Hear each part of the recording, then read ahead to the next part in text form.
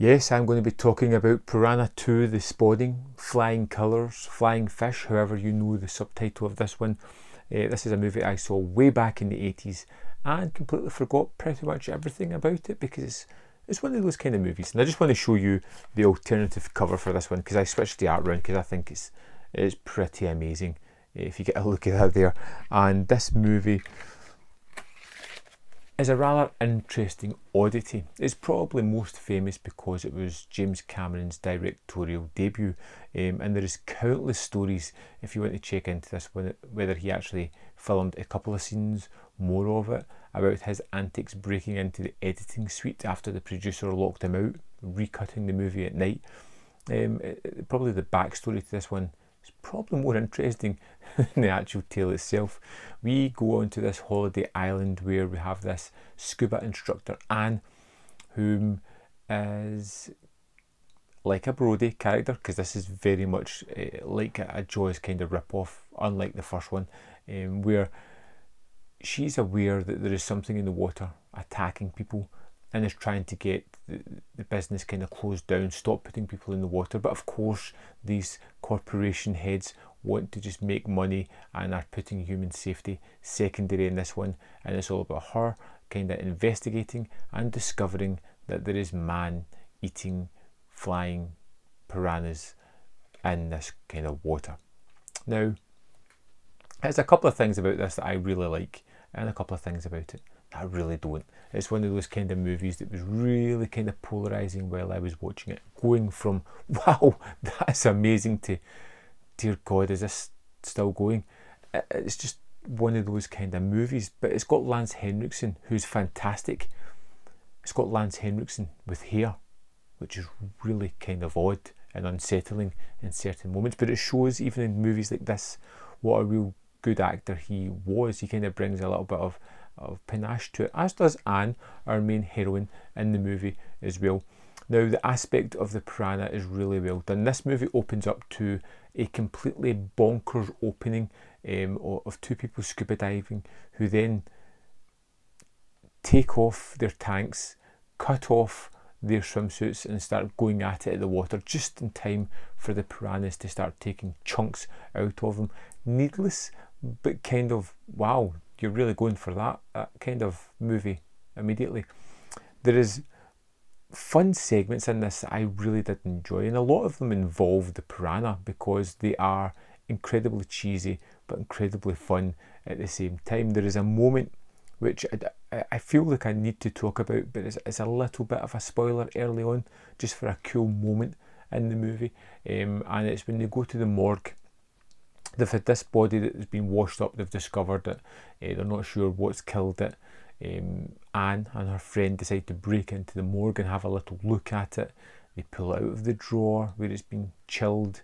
They pull the sheet off. They're having a look at it. And then somebody finds them and chases them off. And when the nurse is about to push your body back in to the I suppose refrigerator, it turns out there's a piranha swimming about inside the body that jumps out, bites her in the neck, kills her and flies away. And at this moment you kind of knew exactly where you were going. It couldn't really go much further than that. It was silly, it was incredibly daft, but it had some good special effects and it was kind of playful and fun within these moments. There is a scene later on where the piranhas literally just jump out the water, fly to the holiday resort and start snacking on all the patrons in front of it. And it's both bonkers but incredibly fun as well. To see these things kind of flying about, the effects are kind of fun. They're kind of not realistic, but really good creature effects. They're kind of caricatured and have a sense of tactility about them that really adds to the movie. The kind of thing that would be CGI today in a kind of Sharknado type movie that would just look horrendous, but because it's practical, it has a certain aesthetic and style to it that I liked. There's a lot of things about Piranha 2 that I really enjoyed, and there's equal measure a lot of things that really dragged me down. Some of the characters were trite and boring and typical rip-offs of, like I mentioned, Jaws. It feels like a very much an adaptation of that. I liked the idea of why the piranha were there and how they became so adapted as they did. It was a nice little twist in the tale that I didn't see coming. Doesn't make a lick of sense, but it's kind of fun to have that reason behind everything that's going on.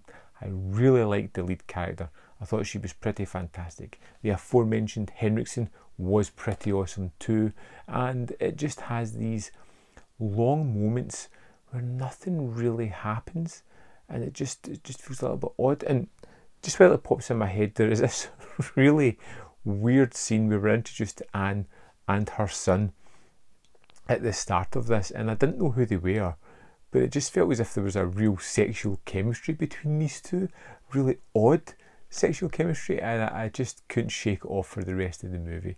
The son is part of a side story who goes on a ship, gets stranded out at sea, and we kind of periodically go back to him. Anne never mentions him for what reasons whatsoever, but it's just, I'm getting bogged down in the intricacies of this complete nonsense of a movie. Piranha 2, The Spawning, is silly, it's a little bit tedious, it's a little bit fantastic in moments as well.